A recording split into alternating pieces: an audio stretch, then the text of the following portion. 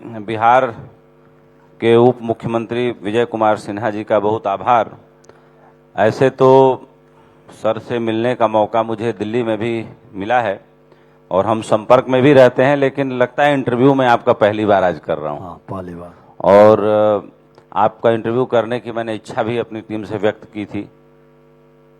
तो कह सकते हैं कि बिहार की राजनीति में जो कुछ सौम्य चेहरे हैं, जो सुचिता वाले चेहरे हैं, जो लोगों को सुनने में भरोसा करते हैं कहने से ज़्यादा, उसमें विजय कुमार सिन्हा साहब का नाम मैं हमेशा पहले नंबर पे रखता हूं। और जो मदद का भाव आपके अंदर मैंने देखा और लोगों के साथ चलने का भाव, शायद वही राजनीति में लोगों से लंबे मील का पत्थर तय करवाता है। और लंबे समय तक संघर्ष में बने रहना, लंबे समय तक जनता के बीच रहना, उनसे जुड़कर रहना और जुड़कर रहने के बाद उनकी बात को ज़्यादा सुनना और करके ज़्यादा दिखाना, यही शायद एक सफल राजनीतिज्ञ की पहचान मानी गई है और हम लोग भी शायद इसी कसौटी पे कस के देखते हैं। तो अब बिहार चुनाव के लिए पूरी तरह से तैयार है और नोटिफिकेशन भी आ गया है कि 4 बजे इलेक्शन कमीशन अपना प्रेस कॉन्फ्रेंस करके तारीखों का ऐलान करेगा। और ऐसे में बिहार के उप मुख्यमंत्री हमारे साथ मंच पे हैं, तो जाहिर सी बात है कि कुछ राजनीतिक सवाल भी होंगे, आपके विभाग से जुड़े सवाल भी होंगे, कुछ ऐसे बर्निंग इश्यूज भी हैं जो आजकल सुनने को देखने को मिल रहे हैं। तो कुछ सवाल सर से करूंगा, सीमित समय है लेकिन कुछ समय जरूर थोड़ा सा लूंगा। सबसे पहला सवाल कि क्या भारतीय जनता पार्टी इतनी तैयार है कि अपना सरकार बनाने का दावा इस बार भी पेश करेगी, उसी भरोसे के साथ? देखिए, पहले तो मैं पाटलिपुत्रा की इस पावन धरती पर सर आप सबका अभिनंदन है। इस धरती की गरिमा और महिमा दोनों को आप बहुत बखूबी जानते हैं और भारतीय जनता पार्टी एनडीए गठबंधन पूरी तरह से बिहार के गौरवशाली इतिहास को फिर से बरकरार रखने के लिए, बरकरार करने के लिए ये बेकरार है। और आज हम लोग उस संकल्प को साकार कर रहे हैं। श्रद्धेय अटल बिहारी वाजपेयी जी ने जिस अराजकता के विरुद्ध, जिस कुशासन से सुशासन लाने के संकल्प को साकार करने का आदेश दिए थे, वह साकार हो रहा है। और बिहार के मुख्यमंत्री नीतीश कुमार जी के नेतृत्व में एनडीए की सरकार चल रही है, आगे भी चलेगा। सरकार पूरा अपना कार्यकाल पूरा कर रही है और पूरा कार्यकाल करते हुए सरकार आगे बढ़ रही है। बहुत बेहतर सामंजस्य के साथ जनता दल और जेडीयू और बीजेपी ने अपनी ये साझेदारी पूरी की। एक सवाल ये बनता है कि हालांकि अभी बहुत अर्ली है, लेकिन धर्मेंद्र प्रधान जी भी यहाँ के पूरी तरह से अब अपना ऑफिस स्थापित कर चुके हैं। लगातार मीटिंगों और बैठकों का दौर जारी है। हालांकि अभी पहली सूची शायद नहीं आई है, लेकिन एक सवाल मैं आपसे पूछूंगा कि क्या लग रहा है कि एनडीए कितने सीटों पे इस बार लड़ने के बारे में विचार कर रही है? देखिए, एनडीए तो सभी सीटों पर लड़ेगी। उसमें बीजेपी? एनडीए सभी सीटों पर लड़ेगी और हमारा सक्षम नेतृत्व जी, जो पंचामृत के भाव से 5 पार्टी मिल करके काम कर रही है। पंचामृत ये पवित्रता की भाव से, सेवा के भाव से काम करेगा जी। और सेवा के भाव जब मन में आता है तो वहां विकार नहीं उत्पन्न होता है। बिल्कुल, वहां पवित्रता और सेवा के भाव से बिहार के सम्मान का संकल्प साकार होता है। देखिए, प्रधानमंत्री अब जहां बात करते हैं 2047 तक पूर्ण विकसित भारत की बात करते हैं, लेकिन बिहार के बारे में पैकेज वैकेज की मांग होती है तो बिहार के नेता लोग ही कहते हैं कि नहीं, बीमारू है, पिछड़ा राज्य है। लेकिन मैं आपसे पूछूंगा कि आप की जो सरकार है, जो आप लोग मिलकर चला रहे हैं, कितना विकास दर्ज किया है आप लोगों ने अपनी सरकार के आने के बाद, और आप लोग बिहार को विकास के पैमाने पर आज कहां खड़ा पाते हैं? देखिए, मैं आपको बता दूं, इंफ्रास्ट्रक्चर के क्षेत्र में बाहर से जो आ रहे हैं वो बिहार घूम रहे हैं, उनको बिना कहे दिखाई पड़ रहा है।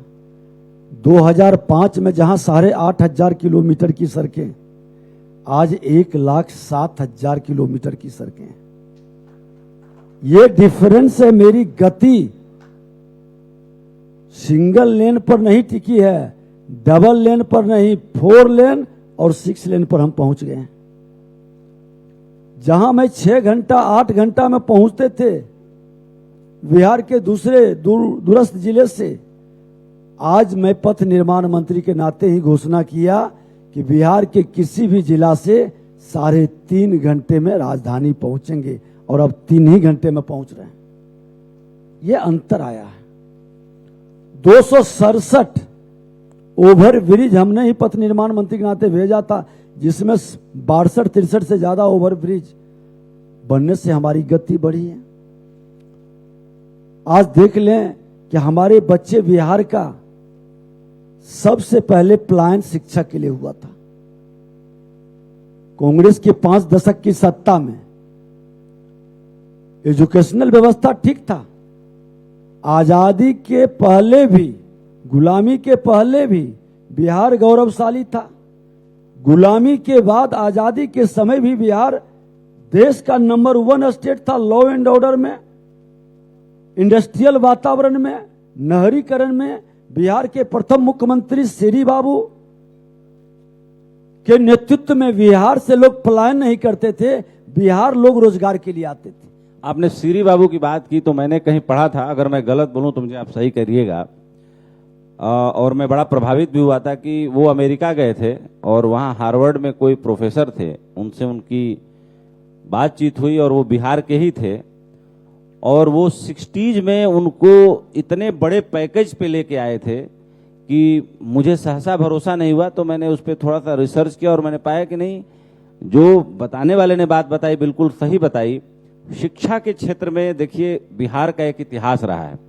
आज भी मुझे बहुत अच्छे से याद है कि जब मैं बचपन में BBC रेडियो सुनता था तो बिहार के लोगों का पत्र सबसे ज्यादा पढ़ा जाता था, और कुछ लोग पक्षपात का भी आरोप लगाते थे। तो अचला शर्मा जी उस टाइम हिंदी सेवा के हेड हुआ करती थी, वो इसका बड़ा बखूबी जवाब देती थी। तो इसमें तो कोई दो राय नहीं कि बिहार की धरती बुद्ध की धरती है, महावीर की धरती है, आचार्य चाणक्य की धरती है, और यहाँ से जो ज्ञान की गंगा बही और नालंदा विश्वविद्यालय को पुनः एक बार स्थापित करने का प्रयास किया गया है। तो आप क्या मानते हैं कि बिहार से जो टैलेंट पलायन कर जा रहा है, वो आज अमेरिका H1B1 वीजा पे 1 करोड़ रुपए की फीस लगा रहा है, और तरीके से हमारी हैसियत बता के ये कह रहा है कि भाई मैंने 1 करोड़ फीस इसलिए किया है कि भारत एक गरीब देश है, यहाँ से हम चाहते हैं कि कोई न आए।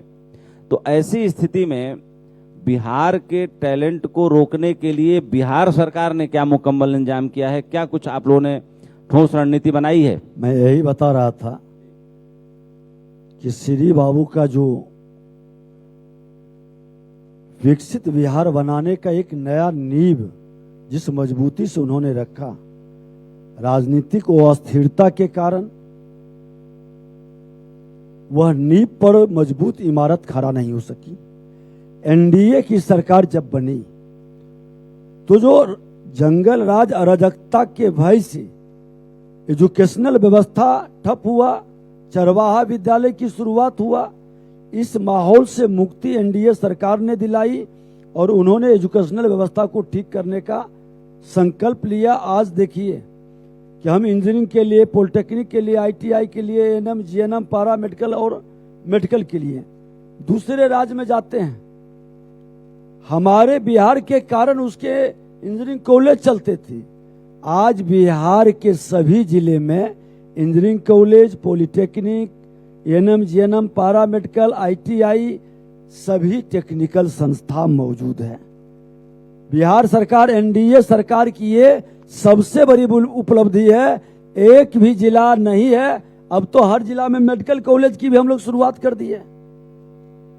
तो बिहार का सारे तकनीकी ज्ञान बिहार के अंदर अपने घर से भोजन करके भी बच्चे हमारा तकनीकी ज्ञान प्राप्त करेंगे, क्योंकि ये ज्ञान विज्ञान की भूमि रही है। यहाँ के जल में, यहाँ के जलवायु में उस तरह की पावर और ताकत है कि फिर ये देश नहीं दुनिया को गौरवान्वित करने की शक्ति रखता है। बिल्कुल रखता है। एक छोटा सा ऑब्जर्वेशन भी मैं, आप चूंकि बहुत जिम्मेदारी की जगह पे हैं तो कहना चाहूँगा। पटना में बहुत लंबे समय से आ रहा हूँ और साल 2009 में मैं जब सहारा का group CEO editor in chief नियुक्त हुआ था तो बिहार झारखंड का चैनल होता था तब, और नंबर 1 चैनल भी था। तब मैं आता था, तब यहाँ कोई 5 स्टार होटल नहीं हुआ करता था लंबे।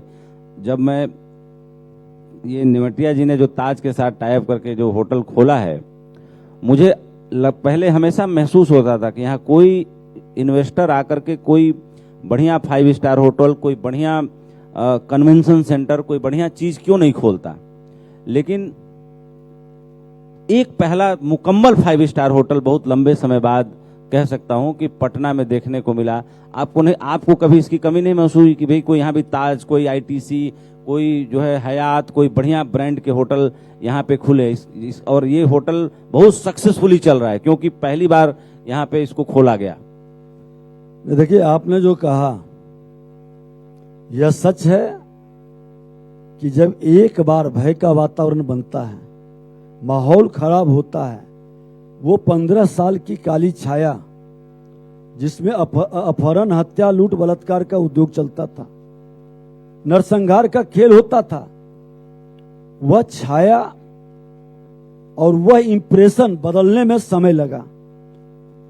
अब बिहार में निवेशक आने लगे। 5 स्टार होटल का अनुबंध भी सरकार के साथ हुआ है। और ये भी बता दें कि संजोग से या दुर्भाग्य से जब अस्थिर सरकार आई, 2 बार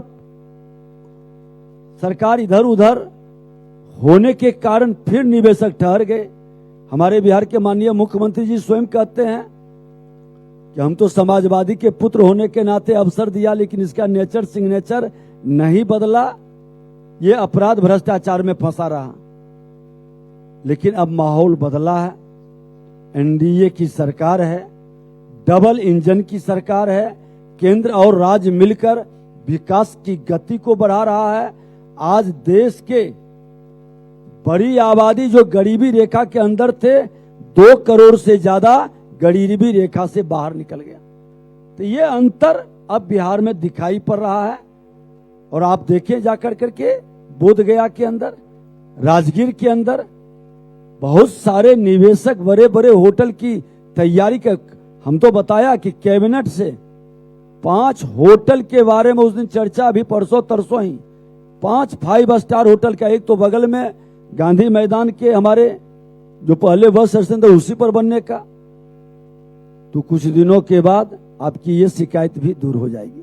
बिल्कुल, मैं चाहता हूं इस पर जरूर ताली बजनी चाहिए कि किसी शहर में रहने के मुकम्मल और अच्छे इंतजाम हो तो शहर भी जगमगाने लगता है और आने वालों का मन भी लगातार बार बार आने का करता है। जैसे इस होटल को देखने के बाद मुझे बड़ी खुशी हुई, क्योंकि मैं जब भी आता था कोई ढंग का होटल नहीं होता था तो मुझे निराशा होती थी।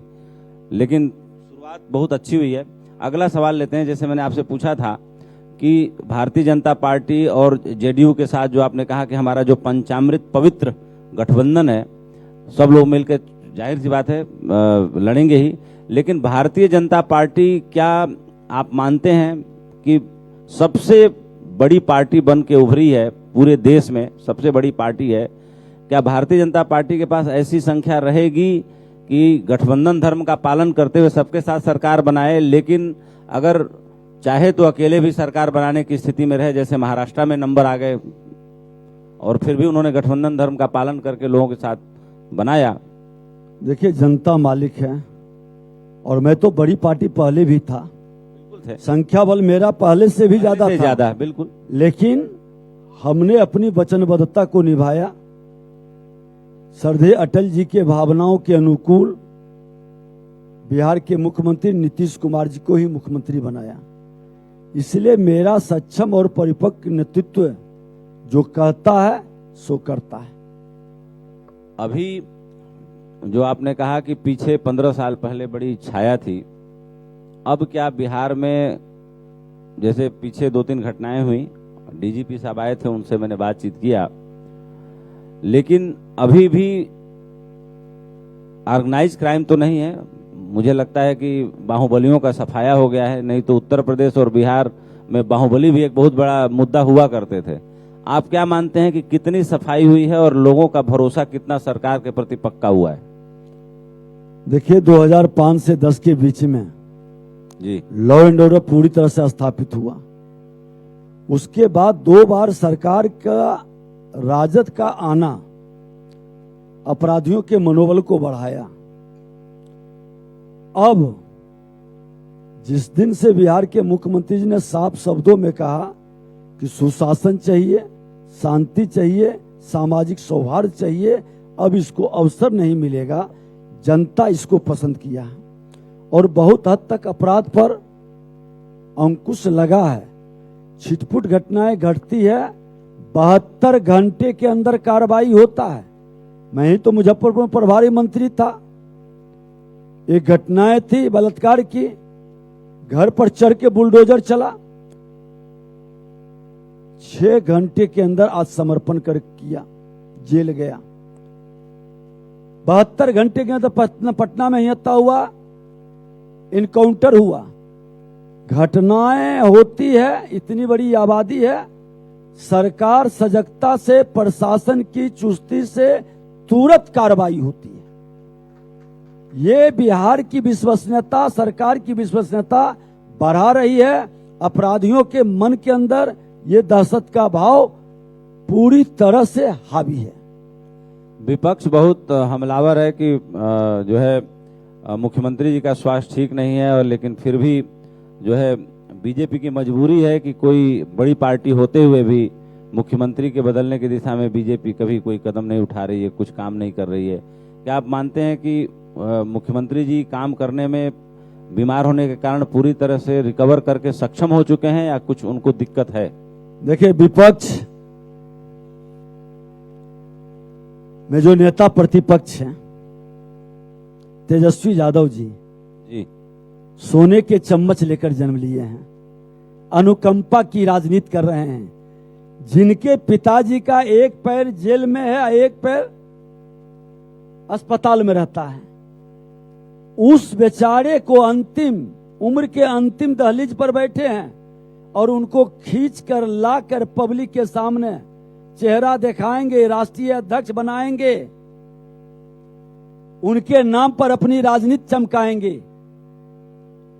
बिहार के मुख्यमंत्री नीतीश कुमार जी तो अपने दम पर प्रगति यात्रा 38 जिला में करते हैं, कैबिनेट में बैठकर विकास की गति पर मुहर लगाते हैं और फिर जाकर के आज भी मुख्यमंत्री मुजफ्फरपुर में जाए हैं, हर दिन जा रहे हैं, शिलान्यास उद्घाटन भी कर रहे हैं। जो व्यक्ति ईमानदारी के साथ, पवित्रता के साथ काम करता है, वो काम करने लायक नहीं है, और जो नालायक है वो अपने पिता के नाम का उपयोग करते हैं और राजनीति में दूसरे को बदनाम करते हैं।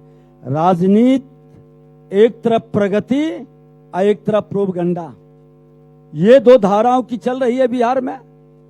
एनडीए की सरकार प्रगति की ओर कदम बढ़ा रही है, तो ये राजद कांग्रेस के लोग प्रोपगंडा की राजनीति कर रहे हैं। बाकी और देशों में बिहार की जब बात होती है, इस पर जरूर आपका खास ध्यान चाहूंगा।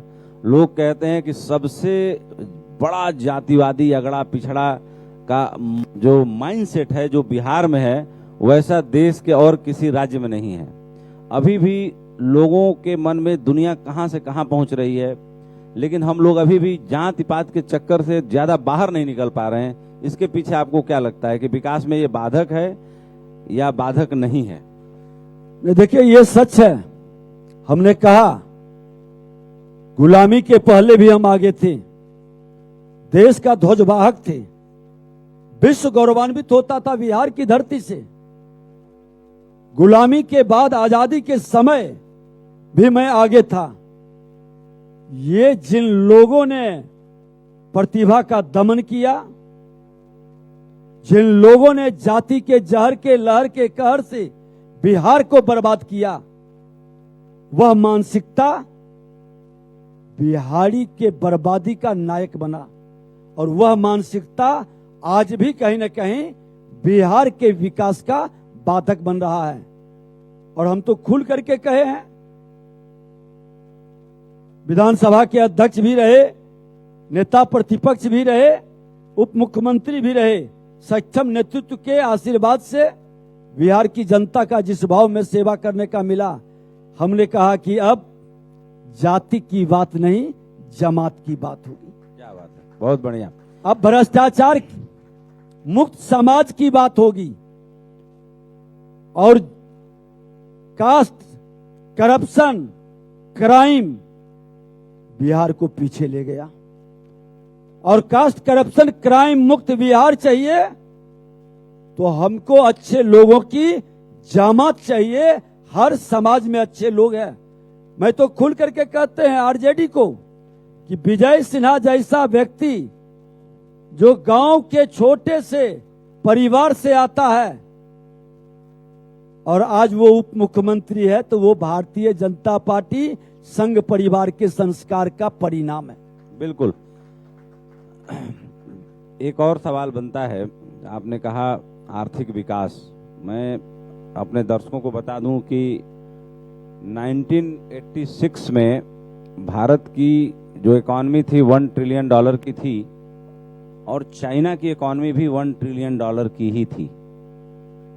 लेकिन 1986 से 2025 तक के सफर पे नजर दौड़ाएं तो चाइना हमसे आर्थिक रूप से बहुत आगे निकल गया। यानी कि भारत ने कुछ बुनियादी भूल की। उस बुनियादी भूल का परिणाम यह हुआ कि हम अभी $5 ट्रिलियन की अर्थव्यवस्था हुए हैं। अगर देखा जाए तो आबादी के कारण देखा जाए तो हम विश्व की चौथी बड़ी अर्थव्यवस्था हैं, लेकिन पर कैपिटा इनकम के हिसाब से देखा जाए तो बहुत पीछे हैं। लेकिन चाइना हमसे आगे निकल गया, हमारा पड़ोसी देश। रणनीतिक साझेदारी में लोग कहते हैं कि चाइना और अमेरिका दो इतने सक्षम देश हो चुके हैं जो अपनी जमीन पे कभी कोई युद्ध नहीं होने देंगे, और दिख भी रहा है। अगर आज हमारे लिए सबसे बड़ा रणनीतिक संकट है कि अगर चाइना और अमेरिका हाथ मिला ले तो इंडिया के सामने बहुत कमजोर स्थिति खड़ी हो जाती है। इसलिए इंडिया का कूटनीतिक प्रयास हमेशा रहता है कि हमारा पड़ोसी देश हम पर हावी न हो पाए। उसी से जुड़ा सवाल, आज उत्तर प्रदेश के मुख्यमंत्री $1 ट्रिलियन इकोनॉमी के लगभग करीब पास पहुंच गए हैं। आपको क्या लगता है कि बिहार $1 ट्रिलियन की इकोनॉमी के कितने करीब, कितना जल्दी पहुंच जाएगा? देखिए जी, मैं बता दूं, बिहार के अंदर जिस तरह से वातावरण बदला है, प्रगति का माहौल गति पकड़ा है, आज लोगों के हाथ में रोजगार का अवसर मिला। 1,21,00,000 महिलाओं के सशक्तिकरण का, रोजगार से जोड़ने का वातावरण बना है। तो अब वह समय दूर नहीं है कि हम उस लक्ष्य को प्राप्त कर सकते हैं। चाइना और भारत के अंदर आपने डिफरेंस किया, मैं सरल भाषा में बता दूं कि चाइना आबादी में हमसे बड़ा था, बेरोजगारी में हमसे ज्यादा था, लेकिन वहां की पॉलिसी, वहां की नीति हर घर तक पावर पहुंचाया। हमको पावर पहुंचाने में 75 वर्ष लग गया, बहुत लंबा टाइम लगा। 75 वर्ष आधी आबादी मेरा अंधेला में रहता था। आज मेरे देश के अंदर, राज्य के अंदर कोई गांव बाकी नहीं है जहां पावर नहीं पहुंचा। चाइना का बना हुआ आइटम हमारे दिवाली में, होली में हमारे गांव में पहुंचता है। एक घर के अंदर वो प्रोडक्शन करता है। हम उसके पिचकारी को, उसके खिलौने को, उसके मूर्ति को, उसके रंग को लेते थे। आज भारत के उस आर्थिक व्यवस्था की मजबूती प्रदान करने वाले हर गांव के अंदर जो पावर पहुंचा है, सड़क पहुंची है, आज डिजिटल योद्धा भी हर घर के अंदर मौजूद है, जो एक बड़ा मार्केट से अपडेट हो रहा है। ये वातावरण हमारे लक्ष्य को बहुत आगे ले जाएगा और हम पूरी तरह से उस ओर कदम बढ़ा दिए। अगला सवाल एक और बनता है, आपने कहा रोजगार। एक उदाहरण मैं भी देना चाहूंगा। कि बिहार में आबकारी प्रोविजन जो हुआ उससे कह सकते हैं कि बहुत बड़ा फायदा हुआ, लेकिन तस्करी की शराब बिहार में बहुत ज्यादा आ रही है और यूपी के बॉर्डर पे चूंकि वहां पे आबकारी प्रोविजन नहीं है, प्रोहिबिशन नहीं है, तो वहां पे प्रोहिबिशन न होने से लोग वहां जाते हैं और शराब पीते हैं और शराब टूरिज्म करके आ जाते हैं। इस पर कितनी सरकार मुस्तैदी से कार्रवाई कर रही है और कार्रवाई में कितनी सफलता मिल रही है? क्योंकि कार्रवाई तो हो रही है, मैं देख रहा था डेटा और अखबारों की खबरें, कटिंग्स, लेकिन फिर भी बिहार में भी गुजरात की तरह घरों में डिलीवरी, वहां भी प्रोहिबिशन है लेकिन वहां भी ब्लैक शराब बिकती है। जैसे बिहार में ये समस्या देखने को मिल रही है, इसको काबू करने के लिए क्या कभी कैबिनेट में डिस्कशन हुआ या कभी सरकार की ओर से सख्ती से कार्रवाई करने के लिए पुलिस और आबकारी विभाग को निर्देश जारी हुए हाल फिलहाल में? देखिए, मैं बता दूं कि शराब नीति, शराबबंदी की नीति जब आई थी, हम प्रतिपक्ष में बैठे थे और जब सदन में नीति आई, हमने प्रतिपक्ष में पहला भी मैं व्यक्ति हूं विधायक के नाते, हमने उठ के समर्थन किया था और खुलकर समर्थन किया था। देसी शराब पर बंदी की बात हमने कहा, माननीय मुख्यमंत्री जी, देसी शराब ही क्यों, विदेशी शराब क्यों नहीं? प्रतिबंध लगे तो पूरी नशा पर लगी और पूरा सदन में शपथ दिलाया गया था कि सदन पहले शपथ ले तब जनता पर नियम लागू हो। ये बहुत अच्छा काम हुआ, बिहार के हित में हुआ। बिहार मध्यम वर्गीय गरीब लोगों का राज्य है और बीमारी जो फैलती है, अमीरों के घर के ड्राइंग रूम में शराब की बोतलें शोभा देता है, लेकिन गरीबों के घर के आगे ये बोतलें उसको कलंकित करता है, बदनाम करता है। बहुत सही कहा आपने। और ये बिहार के लिए ये वरदान बना। लेकिन मैंने उसी समय कहा था कि माननीय मुख्यमंत्री जी, जो नियम आप लगा रहे हैं, हमारे लोग पूरी की पूरी परिपक्वता से नहीं गुजरेंगे। कुछ पेशेवर लोग हैं जो बिहार के कानून की धज्जी उड़ाकर पेशा बना लेंगे। और मैं आज दावे के साथ कहता हूं, राजद से जुड़े मानसिकता के लोग इस धंधे में सबसे ज्यादा हैं। अधिकतर लोग पकड़ाता है वो राजद से जुड़ा ही क्यों रहता है। गोपालगंज के उपचुनाव में एक शराब बनाने वाला तस्कर को उम्मीदवार राजद बनाता है, आमदनी का, ये आय बढ़ाने का माध्यम बनाता है। मुख्यमंत्री नीतीश कुमार जी का, भारतीय जनता पार्टी का खुल करके समर्थन मिला, लेकिन राजद ने सत्ता में रह करके इनके नियम की धज्जी उड़ाया। सिवान गोपालगंज में 100 लोग से ज्यादा मरा था, मैं नेता प्रतिपक्ष था। खुल कर करके हमने सदन से लेके सड़क तक आंदोलन किया और कहा था, मुख्यमंत्री जी, जब शराब बंदी है तो शराब आया कहां से, बना कहां से? जो मरा है उसके बीवी और बच्चे निर्दोष है, मुआवजा मिलनी चाहिए। नेता प्रतिपक्ष तेजस्वी यादव थे, कहे थे जो पिएगा सो मरेगा। हमने कहा नहीं, जो पिलाता है जिम्मेवारी सरकार की है, मुआवजा देना पड़ेगा। और आज उस लड़ाई का परिणाम है कि 4 लाख मुआवजा भी मुख्यमंत्री नीतीश कुमार जी की संवेदनशीलता से मिला। मैं कह रहा हूं कि ये जब तक अराजकता के सूचक ये राजद कांग्रेस के लोग, दारू माफिया ही नहीं, आज बालू माफिया के अंदर यही लोग थे, पूरे बालू माफियागिरी में खजाना को लूट रहे थे। आज ज्यादा नहीं, 1.5 वर्ष का लगभग अवसर मिला है। आज माइंस पॉलिसी लाकर अवैध खनन ओवरलोडिंग पर हमने अंकुश लगाया। बड़ी गाड़ी पकड़वाने पर 10,000 का इनाम हमने घोषित किया और गाड़ी पर 10 लाख का फाइन, 8 से 10 लाख का।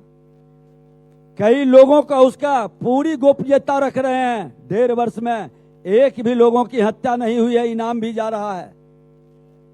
एक भी बिहार पहला स्टेट है जहां ओवरलोडिंग लगभग बंद है।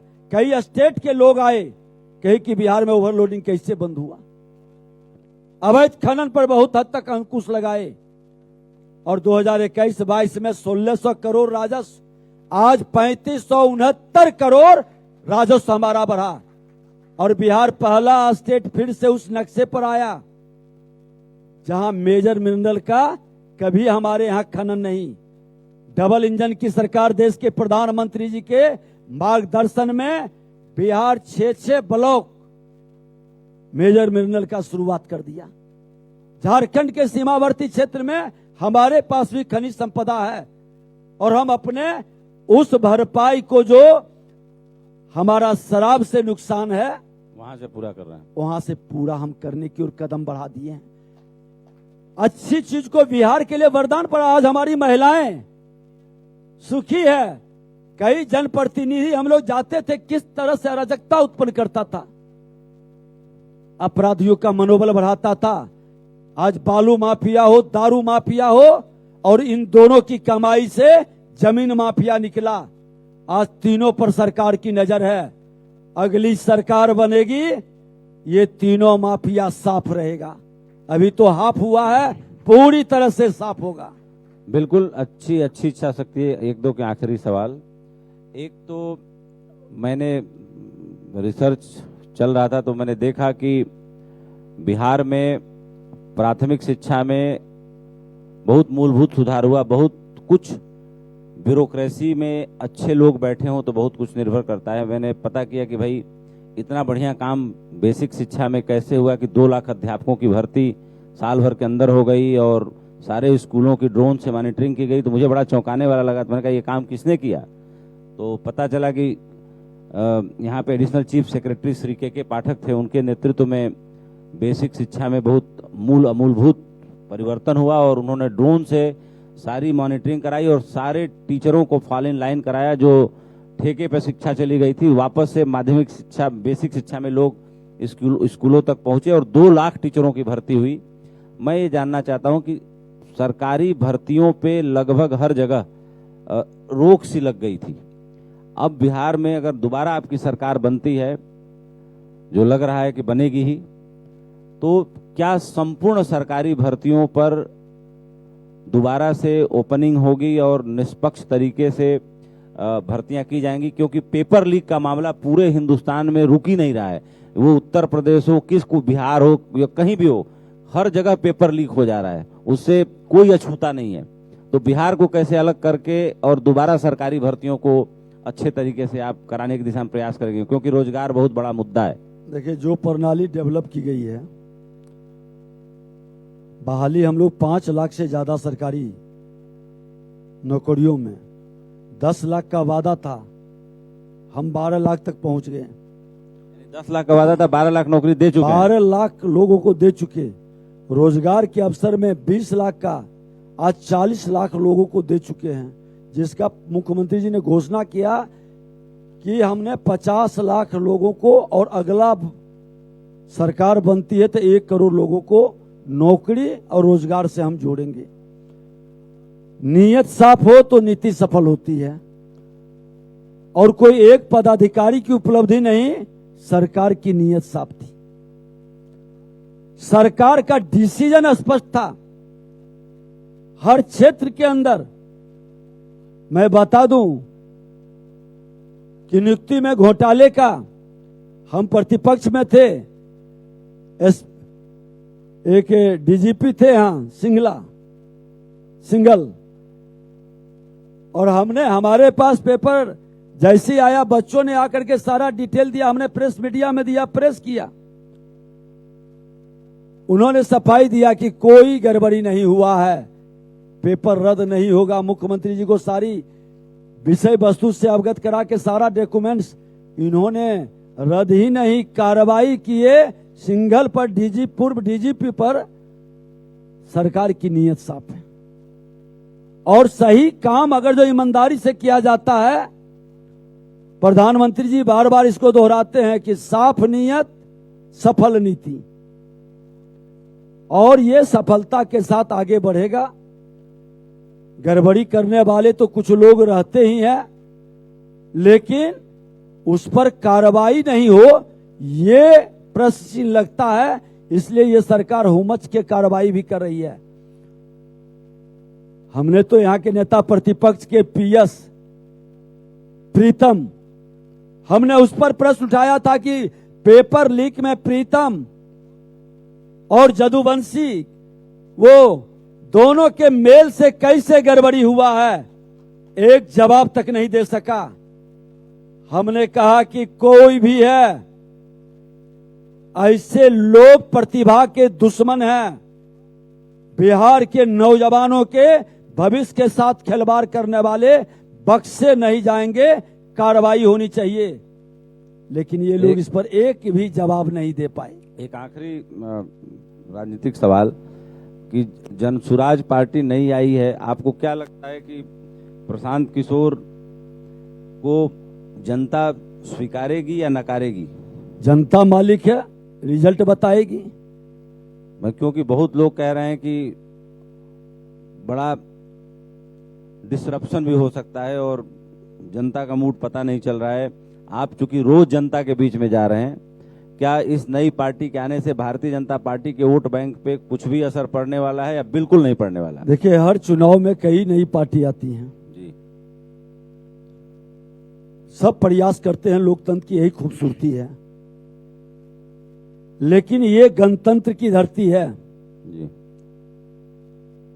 और ये गणतंत्र की धरती के जो जनतंत्र में विश्वास करते हैं वो परिपक्वता से निर्णय करते हैं, इतिहास गवाह रहा।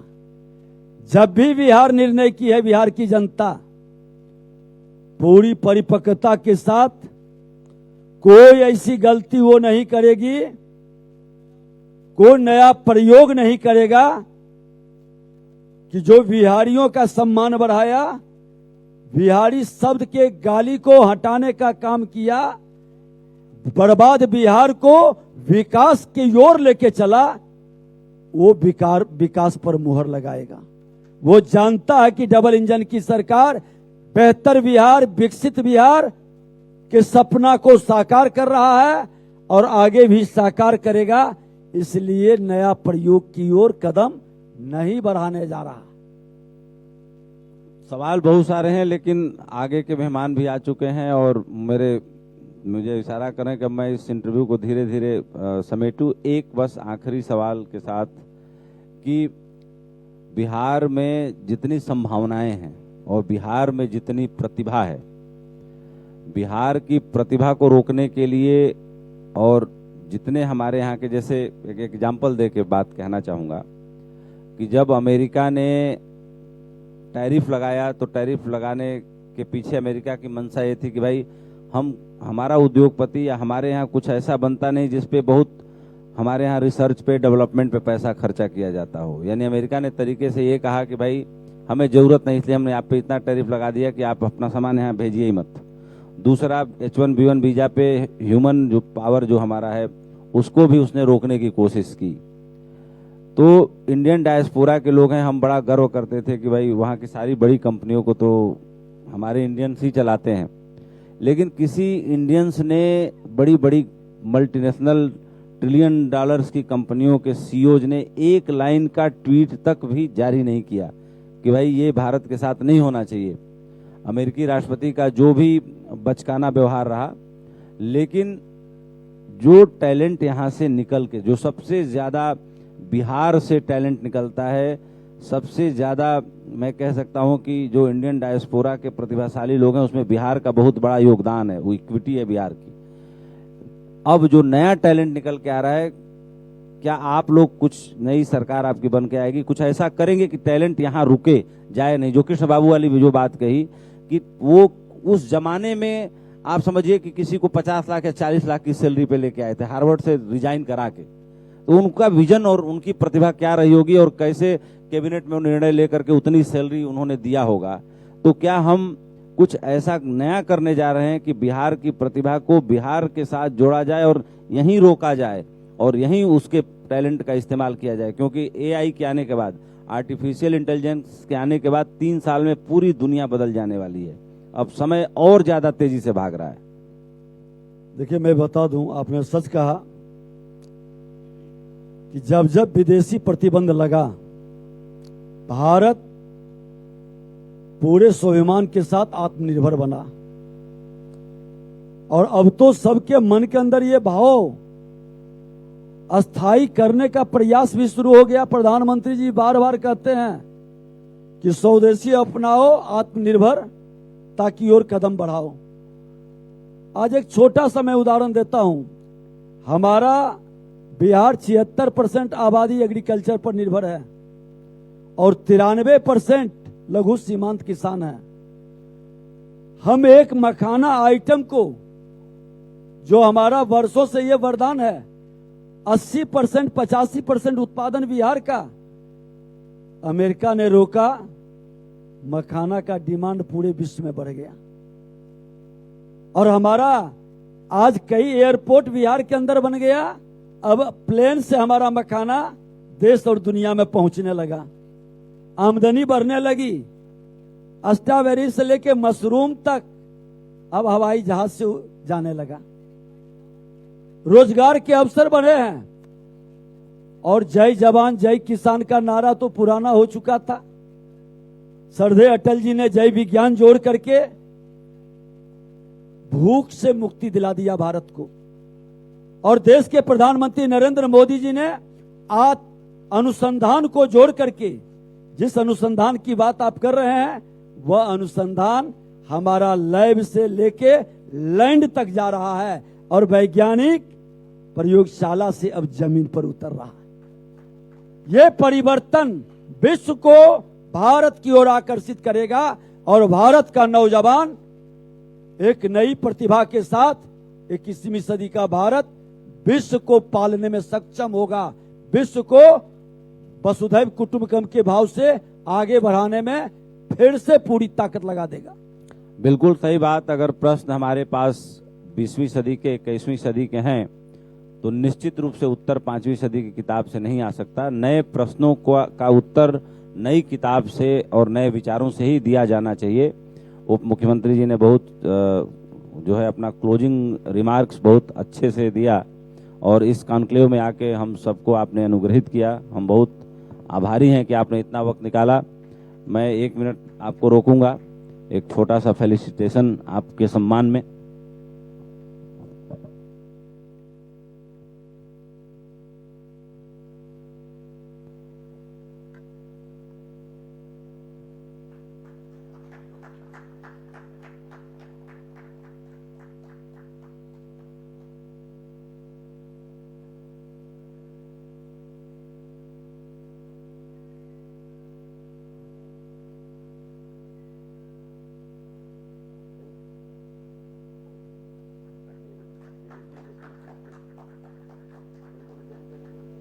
सर